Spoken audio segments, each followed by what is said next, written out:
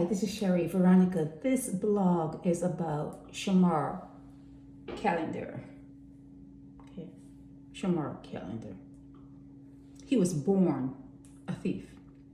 Okay, he was born that way. From the time he started to creep, he was stealing. Okay, he's 39 years old, and he has been in the system from the time he was 16 years old. He was in the system.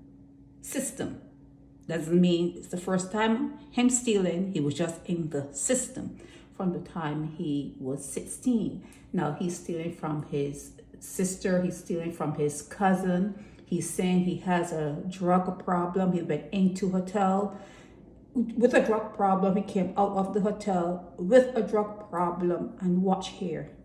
Can you see this part here?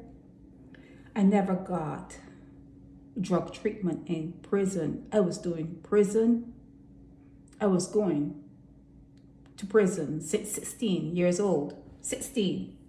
He did cocaine in prison. See here? I do cocaine in prison. I don't want to quote it because then they'll pick that part out and say that I'm talking about myself. So he is saying that he did cocaine in prison. There ain't no rehab in prison. Okay, there ain't no rehab in Hotel St. Philip.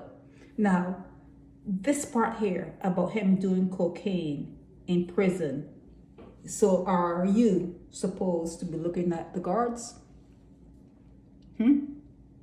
Are you supposed to be looking at the guards? Are you supposed to be looking at ministers who go there for whatever reason?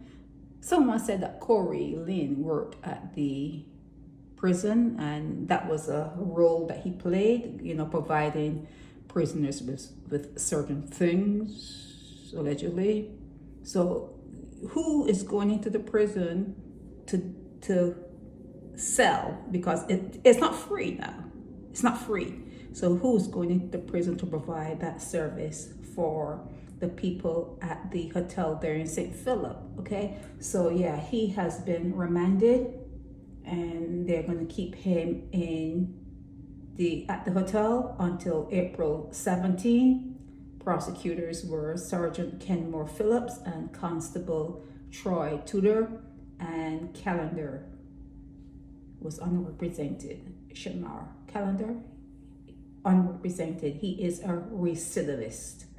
Okay, 39-year-old Shiamar Callender has been racking up convictions for stealing from other people since 2003. He is a recidivist.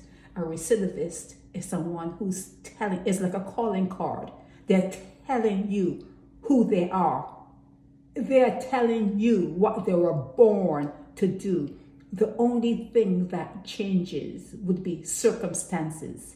People putting information out into the streets, people putting information out into neighborhoods, people putting information out on social media. So that recidivist has to pivot, because people, before the information was out, no one saw them coming. The information is out. Information is God said it's gold. It's gold. It's oil. Okay? It's the salt of the earth. Information is better than all those things I just mentioned. So when information is out there about any particular thing, you know what to expect. If the clouds set up and it's really dark, you know to expect rain. You go inside, you finish up what you're doing and get things done, you go inside. You know what to expect. You're waiting for it. So a recidivist, they're telling you who they are. They don't change. The fact that the information is out in social media on that wavelength, they have to pivot. They can either go and join the Muslim, they can put on a skull cap, they can say whatever they want to say, but they don't want you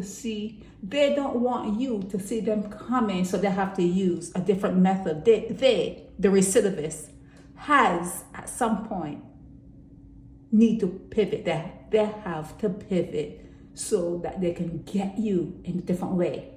They have not changed. The only thing that changed were the circumstances. Okay, people now know you, who you are, and they're waiting.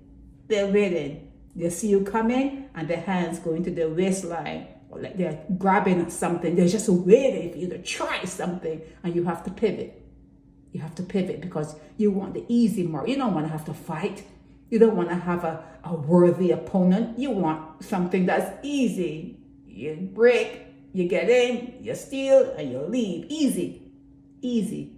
But when information is out there, it's not so easy after all. It's not so easy after all. So this serial thief, a recidivist, he admits to stealing from his sister and his cousin. He's at the hotel where he says he was provided with this particular substance while he was at the hotel in St. Philip, also known as Dodds. It's right here. It's right here. Okay? And his next day in court is April 17. Okay? Shiamar, Callender is a recidivist. The only thing that will make him pivot and put on a skull cap and join a religion is information being out there in the airwaves. You know who he is. And when you see him coming, you just wait for him. But you know who they are because you see them coming. That's a situation that changes the circumstances, and they don't change. You know who they are, and you have changed the circumstances surrounding how you're going to let them rip you off, okay? This is Sherry Veronica.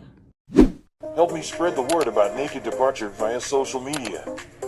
Subscribe and share to show support and love for our channels.